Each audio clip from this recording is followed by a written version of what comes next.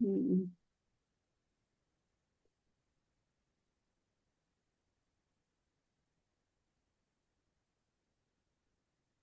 ఉమ్.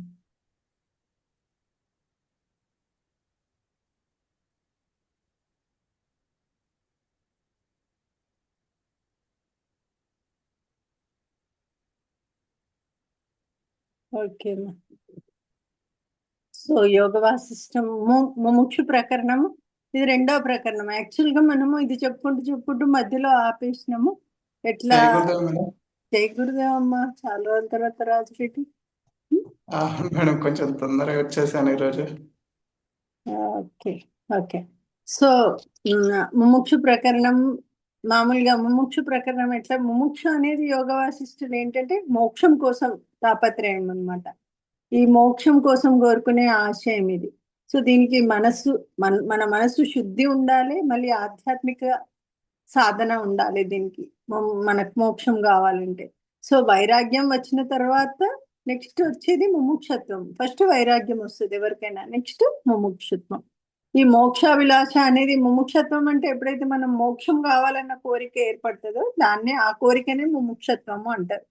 మనకు ఏదో మోక్షం కావాలి, మోక్షం కావాలి అంటే వీటన్నింటి నుంచి విముక్తి కలగాలి మనకు అనిపిస్తుంది కదా, అదే ముముక్షత్వం అన్నమాట. సో ఒకటి దీంట్లో ప్రధాన సారం ఏంటంటే, ఒకటి జీవితం, ఒకటి అనిత్యం. అనిత్యం, అసుఖం ఈ లోకం.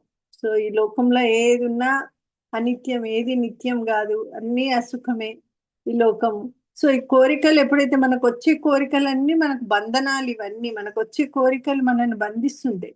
ఈ బంధనాలని గ్రహించినప్పుడే మనకు ఈ జీవితం అనిత్యం అనేది మనకు అర్థమవుతుంది. అట్లనే మన లోపల, మన మనసులో ఒక గాఢమైన విముక్తి అనేది, ఆ తపన అనేది వస్తుంది. సో ఈ కోరికల నుంచి మనకు విముక్తి కలగాలి. ఇవేంటి ఈ కోరికలు ఇన్ని వస్తున్నాయని, ఆ తపన తప్పించుకోవాలనే కోరిక కాదు, ఆ స్వరూపాన్ని తెలుసుకోవాలనే తపన ఉండాలి. అసలైన స్వరూపం ఏది, ఆత్మస్వరూపం ఏది అనేది మనకు తెలుసుకోవాలనే కోరిక ఉండాలి. అదే ముముక్షత్వం అన్నమాట. ముముక్షుకు లక్షణాలు ఎట్లా అంటే, శ్రద్ధ ఉండాలి. శ్రద్ధ ఒకటేంటి, జ్ఞానం మీద ఆసక్తి అనేది ఇంపార్టెంట్. సో ఏదైతే తెలియదో దాని మీద నమ్మకం కలిగి ఉండడమే శ్రద్ధ. గురువు గారు ఎంత మంచి ఎగ్జాంపుల్ చెప్తారు శ్రద్ధ గురించి. శ్రద్ధ అనేది బ్యూటిఫుల్ వర్డ్. లైక్ దాని గురించి తెలియదు, బట్ దాని మీద మనకు తెలుసుకోవాలనే కోరిక ఉంటది అనమాట. అంటే జ్ఞానం మీద ఆసక్తి అనేది ఉండాలి శ్రద్ధ. మళ్ళీ నిబద్ధత ఉండాలి. ఒక నిబద్ధతతో పాటు శ్రద్ధ ఉంటే మనకు అది లీడ్ చేస్తుంది ముముక్షత్వానికి. దెన్ సమత్వం. సమత్వం ఏంటిదంటే, సుఖం వస్తుంది, దుఃఖం వస్తుంది. లైఫ్ అన్నప్పుడు సుఖ దుఃఖాలు అనేటివి కామన్. సుఖము దుఃఖము వచ్చినప్పుడు కలవరపడకుండా ఉండడమే మన సమత్వం అనేది, ఈక్వానిమిటీ. మనం ఫస్ట్ పాయింట్ నేర్చుకుంటాం ఆర్ట్ ఆఫ్ లివింగ్ లో. ఏంటిది, opposite values are complementary to each other. వ్యతిరేక విలువలు ఒకదానికొకటి పూరకాలు. సుఖం ఉంటుంది, దుఃఖం ఉంటుంది. సో దేనికి కూడా కలవరపడకూడదు. సో అవి వస్తాయి పోతాయి అంతే. ఇవాళ సుఖం వచ్చిందంటే రేపు దుఃఖం రావచ్చు, ఇవాళ దుఃఖం వచ్చిందంటే రేపు సుఖం రావచ్చు. It is a common.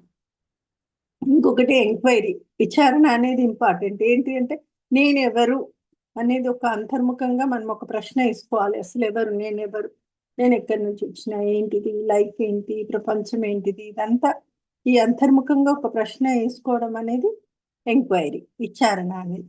దాని తర్వాత అభ్యాసం. అభ్యాసం ఎట్లా చేసాం, ధ్యానం ఉండాలి, మంచి నియమము, స్వయంగా మనకి మనం ఒక క్రమశిక్షణ అనేది పెట్టుకోవాలి. అభ్యాసం అది అభ్యాసం రెగ్యులర్.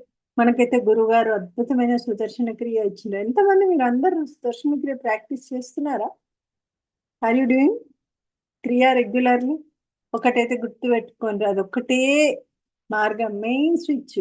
ఈ చిన్న చిన్న స్విచ్లన్నీ పట్టుకోకండి. ఈ చిన్న చిన్న స్విచ్లన్నిటిని పట్టుకుంటే మనకు వచ్చేది ఏం లేదు.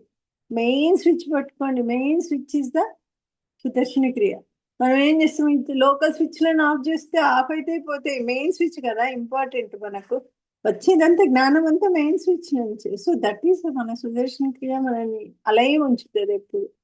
సో మహేందర్, ఈ వీక్ ఈ సండే సుదర్శన క్రియ నువ్వు ప్లాన్ చేయి, లేకపోతే నేనన్నా ఈసారి వస్తా కావచ్చు. Maybe I may come on Saturday. Sunday పెట్టుకుందాం సుదర్శన క్రియ. ఏదైతే మాట్లాడదాం. ఆ, నేను కూడా చెప్తాను, నేను చెప్తా, సాటర్డే చెప్తాను, నేను వస్తున్నా లేదు. నేను ఓకే ఒక నేను ఒక చిత్తశుద్ధి ఇంపార్టెంట్. ఏం చిత్తశుద్ధి? కోరికలను తగ్గించుకోవాలి. ప్రతిరోజు ఏదో ఒక కోరిక మనల్ని వెంబడిస్తూనే ఉంటది. ఆ కోరికలను కొంచెం తగ్గించుకోవాలి. ఎప్పుడు సాధ్యమవుతుంది? మనం రెగ్యులర్ గా సుదర్శన క్రియ చేస్తుంటే ఈ కోరికలు అనేటివి ఆటోమేటిక్ గా తగ్గుతుంటాయి, వస్తుంటాయి, పోతుంటాయి. ఇక ఈ కోరికలు దాన్ని పట్టుకొని వాటిని ఆడుతూ ఉంటే మనము వాటి వెనకాల పరిగెత్తుతుంటే జీవితంలో ఏం సాధించలేము. ఒకటి స్వార్థం లేకుండా ఉండడం, స్వార్థం నుంచి విముక్తి కలగాలి. వేరే వాళ్ళ పైకి రాగానే మనకు స్వార్థం అనిపిస్తే యూ కెనాట్ కమ్ అవుట్. మనకి ఎంత ఉందో అంత భగవంతుడు తప్పకుండా ఇస్తారు. నారు పోసినోడు నీరు పోయరా అని అంటారు కదా. సో అది తప్పకుండా ఉంటుంది. దెన్ విశ్వాసము, మనకు ఉన్నత శక్తి మీద, గురువు మీద భక్తి విశ్వాసం అనేది ఉండాలి. సో ఇవన్నీ మనము ముముక్షు యొక్క లక్షణాలు. ఇప్పుడు చెప్పుకునేటి అన్ని శ్రద్ధ ఒకటి, సమత్వం ఒకటి, విచారణ ఒకటి, అభ్యాసం ఒకటి, చిత్తశుద్ధి ఒకటి, విశ్వాసం ఒకటి, ఇవన్నీ ముముక్షు యొక్క లక్షణాలు అన్నమాట. వశిష్ఠ మహర్షి ఏం చెప్తుందంటే మనకి మనసే ఒక బంధనం, మన మనసే బంధనం, ఇంకేది మనల్ని బంధించదు. మన మనసే మనకు శత్రువు, మన మనసే మనకు మిత్రువు, అంతే. మనసు నుంచి విముక్తి అనేది కలగాలి. ఈ బహిర్గతం ప్రపంచం ఏదైతే ఉందో మనం చూస్తున్నాం, కనిపించే ప్రపంచం అంతా మన మనసు ప్రతిబింబిస్తున్న ప్రతిబింబమే అది. మన మనసు ఎట్లా అనుకుంటే అట్లనే కనిపిస్తుంటది మనకు. మనసే ఊహించుకుంటది ఇవన్నీ, ఇదంతా మాయ, అందుకే అంటాం. దెన్ ఈ జ్ఞానం నుంచి మనం సరే ఇంత జ్ఞానం తెలుసుకుంటున్నాం, అమ్మ నాకు మొత్తం వచ్చేసింది, యోగ వశిష్ట వచ్చేసింది, మళ్ళీ ప్లస్ అష్టావక్ర వచ్చేసింది, పతంజలి యోగ సూత్రాలు, అది కాదు. దాని నుంచి మనం అనుభవం స్థాయికి రావాలి. ఇవన్నీ విన్నా నేను, వింటే ఏం సరిపోదు, నాకు కూడా ఏం గుర్తులేదు. ఇన్ని గణం చెప్పినా కదా, మళ్ళీ ప్రతిసారి చదువుతా ఉంటే ఎవ్రీ టైం ఒక కొత్త విధంగా అర్థమవుతా ఉంటది. అంటే మన మెచ్యూరిటీ లెవెల్ అనేది పెరుగుతూ ఉంటుంది. మన మెచ్యూరిటీ లెవెల్ పెరిగిన కొద్దీ మనం అర్థం చేసుకునే విధానం అనేది మారుతూ ఉంటుంది అనమాట. సో అట్లా జ్ఞానం నుంచి అనుభవం స్థాయికి మనం రావాలి. తర్వాత ఈ మాటలన్నీ సరిపోవు, చిన్న చిన్న మాటలు ఇవన్నీ కాదు. దేనికంటే కూడా మాటలు చెప్తా ఉంటాం, నాకు ఇంత జ్ఞానం ఉంది, అది కాదు, జస్ట్ అనుభవించండి అంతే. సరే, మనకు గనుక అనుభవం లేదనుకోండి, ఈ జ్ఞానం అంతా పుస్తకాల మీదనే మిగులుతుంది. ఓ ఇదంతా చదివినా, ఇదంతా తెలుసుకున్నా, అట్లా కాదు. అనుభవించడానికి ఏం చేయాలి? ధ్యానం చేయాలి. సో ఇవి మనం చేసే కర్మ, మన భక్తి, మన ధ్యానము, ఇవన్నీ మన బుద్ధిని ఏకాగ్రం చేస్తుంది అనమాట. మన బుద్ధిని ఏకాగ్రత చేసుకుంటే అప్పుడు మనకు ఈ కర్మ, భక్తి, ధ్యానం అనేటివి మన బుద్ధిని ఏకాగ్రతం చేస్తుంది. సో ఇది వశిష్ఠ మహర్షి బోధిస్తుంటాడు, ముముక్షుకు ఉండాల్సిన లక్షణాలు ఏంటి అని. సో ముముక్షు యొక్క సాధన మార్గం ఏంటంటే శ్రవణం. గురువు చెప్పే జ్ఞానం అంతా వినాలి, చాలా శ్రద్ధగా గురువు జ్ఞానం వినడం ఒకటి. మననం, ఎప్పటికప్పుడు సందేహాలు వస్తూ ఉంటాయి మనం వింటా ఉన్నప్పుడు, దాన్ని మననం చేసుకోవాలి. మననం చేస్తూ ఉంటే కొంచెం సందేహాలు వస్తుంటాయి, కొన్ని డౌట్స్ వస్తుంటాయి. ఆ డౌట్స్ ని మనం క్లారిఫై చేసుకోవాలి. తర్వాత నిధిధ్యాస. ఈ నిధిధ్యాస ఎట్లా చేసుకుంటాం? ధ్యానం ద్వారా దాన్ని అనుభవంలో నిలిపించాలి. మనం ఎప్పుడైతే ధ్యానం చేస్తామో ఈ విన్నదంతా మనకు అనుభవంలోకి వస్తుంది, ఈ జ్ఞానం అంతా అనుభవంలోకి వస్తుంది అనమాట. ఈ దైవీ గుణాలన్నీ అనుభవపూర్వకంగా ఎక్స్పీరియన్స్ చేయడం అనేది అవుతుంది మనకు. సో అనుభూతి ఏంటి అంటే మనం ఆత్మస్వరూప దర్శనం చేసుకుంటాం. ఎప్పుడైతే మనం ధ్యానం చేస్తుంటామో ఆ జ్ఞానం యొక్క అంచులలోకి వెళ్ళిపోతుంటాం అన్నమాట ధ్యానం ద్వారా. సో మన ఆత్మస్వరూప దర్శనాన్ని మనం చేసుకుంటాం అన్నమాట. ఇవన్నీ మనకు ముముక్షుకి సాధన మార్గాలు అనమాట. దెన్ ఇక్కడ ఉపమానాలు ఏం చెప్తున్నారంటే, సో మామూలుగా తాళం చెవి, నిన్న చెప్పుకున్నాం తాళం చెవి, విచారణ, ధ్యానము, అవన్నీ.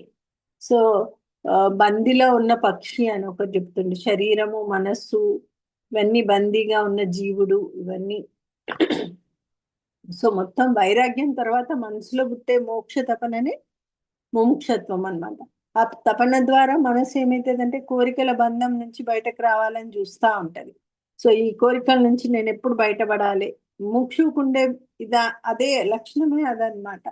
దెన్ అప్పుడు విచారణ, ధ్యానము, గురు శరణము, గురువుకి సరెండర్ అవ్వడము, దెన్ ఈక్వానిమిటీ, సమత్వము ఒకటి.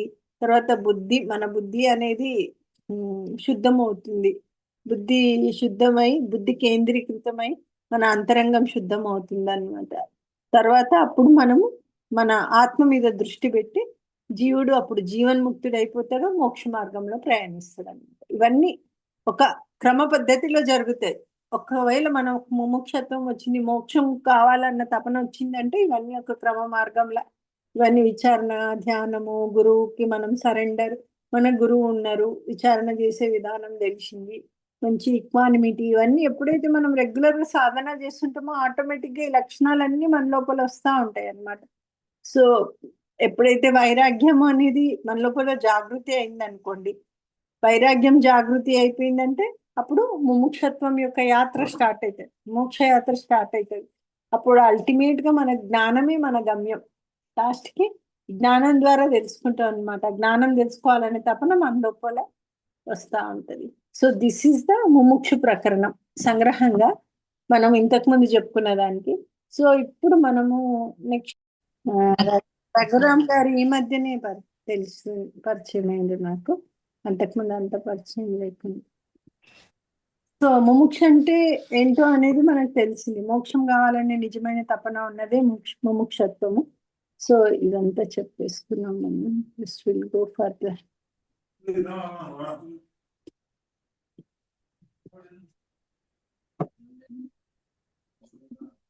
అంటే మేము సరే నువ్వు కొత్తగా వచ్చినావు కదమ్మా, మేము ప్రతిసారి ఒక్కొక్క టాపిక్ మీద మాట్లాడుతుంటాము. జస్ట్ ఇప్పుడు యోగ వశిష్ట గురించి మాట్లాడుకుంటున్నామమ్మా. అంతకుముందు మేము పతంజలి యోగ సూత్రాస్ అయిపోయినాయి కానీ ఏం ఏమొచ్చింది జ్ఞానం మా స్టూడెంట్స్ చెప్తారు. ఇవన్నీ మేము ఆల్రెడీ చెప్పేసుకున్నాం అన్నమాట.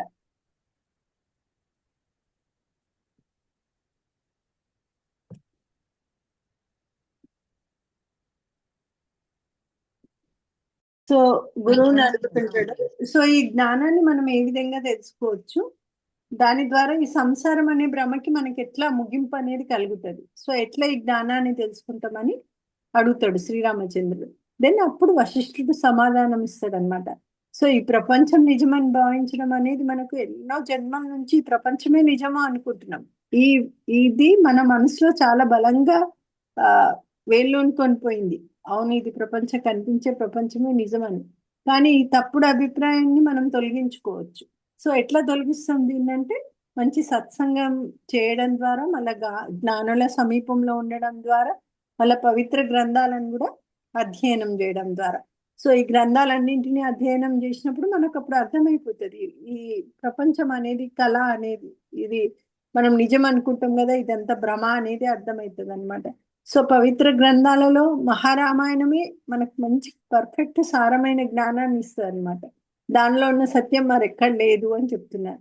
ఎవరికైనా దాన్ని చదవడం ఇష్టం లేకుంటే ఇతర గ్రంథాల కూడా ద్వారా కూడా మనం తెలుసుకోవచ్చు ఈ జ్ఞానాన్ని, దానికి ఏం అభ్యంతరం లేదు అని వశిష్ఠ మహర్షి చెప్తున్నాడు. సో ఈ తప్పుడు భావన ఎప్పుడైతే తొలగిపోతుందో సత్యం అనేది మనకు స్పష్టమవుతుంది. ఈ ప్రపంచము భ్రమ అనేది భావన మనకు మనకు అది ఇది భ్రమ అని భావన కలిగినప్పుడే మనకు సత్యం యొక్క అనుభూతి స్పష్టమవుతుంది అనమాట. ఆ తప్పుడు భావన అనేది తొలగిపోవాలి. ఈ సత్యానుభూతి మన మనస్సును పూర్తిగా అప్పుడు నింపుతుంది. ఎస్, ఇది ఈ ఆత్మానందం అప్పుడు మనకు కలుగుతూ ఉంటది అనమాట. సో ఆ స్థితిలో ఉన్నాం అనుకోండి, మనం ఎప్పుడైతే ఆత్మానంద స్థితిలో ఉన్నప్పుడు దాని గురించే ఆలోచిస్తాము, దాని గురించే మాట్లాడతాము, దానిలోనే ఆనందిస్తాము, అటువంటి వాళ్ళనే మనం జీవన్ముక్తులు లేదా విదేహముక్తులు అని అంటాము. సో అప్పుడు రాముడు అడుగుతాడు అనమాట, ప్రభు జీవన్ముక్తుడికి విదేహముక్తుడికి లక్షణాలు ఏంటి అని. సో అప్పుడు వశిష్ఠుడు మళ్ళీ చెప్తాడు, జీవన్ముక్తుడు అంటే శరీరంతో జీవిస్తూనే ఉంటాడు, ఈ లోకాన్ని అనుభవిస్తూ ఉంటాడు అనమాట. కానీ ఈ లోకంలో లేడు, అతడు కళలో ఉన్నట్టు ఉంటాడు. లైక్ ఆయన సుఖ దుఃఖాలు ఏ వచ్చినా, సుఖం వచ్చినా దుఃఖం వచ్చినా చలించడు జీవన్ముక్తుడు. ఆయనకన్నీ కామన్ గానే అనిపిస్తాయి. తర్వాత ఆయన ఎప్పుడు ఈ లోకానికి జాగృతిగా ఉండడు, అంటే భ్రమలో ఉండడు ఆయన. ఆయన లైక్ అతని జ్ఞానముకి ఏ విధమైన ఈ వాసనలన్నీ, ఈ కర్మలు అనేటివి అంటుకోవు. సో ఆయన అంతరంగం ఎట్లా ఉంటదంటే ఆకాశం లాగా విశాలంగా ఉంటది అని చెప్తున్నాడు. అతడు అహంకారము మళ్ళీ సంకల్పం లేని స్థితిలో, అహంకారం లేని స్థితిలో ఉంటాడు, సంకల్పం లేని స్థితిలో ఉంటాడు. అతని బుద్ధి ఎటువంటి కర్మతోటి కూడా అంటి పెట్టుకోదు. అతనికి ఏ విధమైన కర్మలు అంటావు, అది క్రియలో ఉన్నా లేకున్నా సమానమే. అతనికి ఎవరు శత్రువులు గారు, అతను ఎవరికి భయపడడు. శరీరం విడిచినప్పుడు మాత్రం అతడు విదేహముక్తుడు అవుతాడు. అంటే బ్రతికి ఉండి ముక్తి పొందిన ఆత్మను మనం జీవన ముక్తులు అంటాం. జీవితం శరీరంతో ఉంటారు, బట్ ముక్తి ఉంటారు, వాళ్ళు జీవన ముక్తులు. ఎప్పుడైతే వాళ్ళ శరీరాన్ని వదిలేస్తారో, వాళ్ళ ఈ శరీరాన్ని వదిలేసినప్పుడు విదేహముక్తులు అవుతారు. సో ఈ విదేహముక్తుల స్థితి కూడా, విదేహముక్తుడు నేను కూడా కాదు, ఇతరుడు కూడా కాదు. అతడు సూర్యుడిలా ప్రకాశిస్తాడు. రక్షకుడైన విష్ణువు, నాశనకర్త రుద్రుడు, సృష్టికర్త బ్రహ్మ, ఈ సమస్తం కూడా ఆయనే అని చెప్తున్నారు. అట్లనే ఆకాశము, భూమి, నీరు, అగ్ని అన్ని అతడే పరమ చైతన్యము, అతడే సమస్త ప్రాణుల యొక్క సారము అని. గతము, వర్తమానము, భవిష్యత్తు అంతా ఆయననే, అంతా ఆయనలోనే, ఆయననే అంతా అని చెప్తున్నాడు అనమాట. సారాంశం ఏంటంటే జీవన్ముక్తుడేమో జీవించున్నప్పుడే మోక్షానుభవాన్ని పొంది ఉంటాడు. మొత్తానికి మోక్షము అనే అనుభూతి జీవించున్నప్పుడే కలుగుతుంది. విదేహ ముక్తికి ఎప్పుడంటే శరీరం విడిచిన తర్వాత కూడా చైతన్య రూపంలోనే ఉంటాడు. చైతన్య రూపంలోనే నిత్యంగా ఉంటాం. మనం అందరం కూడా అంతే. రేపొద్దున శరీరం వదిలేసినాక మనం కూడా చైతన్య రూపంలోనే ఉంటాం, కానీ మనకు ఆ ఎరుక అనేది ఉండదు. వాళ్ళకి ఎరుక ఉంటది అనమాట. ఈ జ్ఞానం వల్ల వాళ్ళకి ఏమవుతుందంటే మనసులోని ఈ అజ్ఞానం అంతా తొలగి మనం కంప్లీట్ ఆ చైతన్య స్వరూపులము అని తెలుసుకోవాలి. మనమే ఆ ఆత్మ స్వరూపములము, మనమే ఆ చైతన్య స్వరూపములు అని తెలుసుకోవడం జరుగుతుంది అనమాట. సో ఇది మనం లాస్ట్ క్లాస్ వరకు చెప్పుకున్నాము. నెక్స్ట్ రేపు మళ్ళా మనము నెక్స్ట్ క్లాస్ లో మనం తర్వాత ఏం చెప్పుకున్నామో చెప్పుకుందాం. ఈ ముముక్షు ప్రకరణం మళ్ళీ కంప్లీట్ అయిపోయిందంటే మనకు ఉత్పత్తి ప్రకరణం స్టార్ట్ అవుతుంది. ఉత్పత్తి ప్రకరణంలో అన్ని స్టోరీస్ ఉంటాయి అన్నమాట. లైక్ ఎట్లా మన పూర్వ జన్మాల నుంచి మనం ఎట్లా వచ్చినాం. యోగ వాసిష్టం అనేది ఇక చాలా పెద్ద గ్రంథం. ఇది నేర్చుకోవడం, ఇది దీని గురించి తెలుసుకోవడం అనేది. సో ఇదంతా చెప్పుకున్నాక మళ్ళీ మనం సంగ్రహంగా చెప్పుకుందాం ఏంటిది అనేది. మళ్ళీ ఒక సంగ్రహంగా చెప్పుకొని ఫినిష్ ఇట్. ఓకేనా? అయిందా? ఒక్కసారి చెప్తావా అమ్మ? అమ్మా అందరికి పూర్తి జై గురు. వైరాగ ప్రకరణం తర్వాత మనం ముముక్షు ప్రకరణం మొదలు పెట్టుకున్నామా.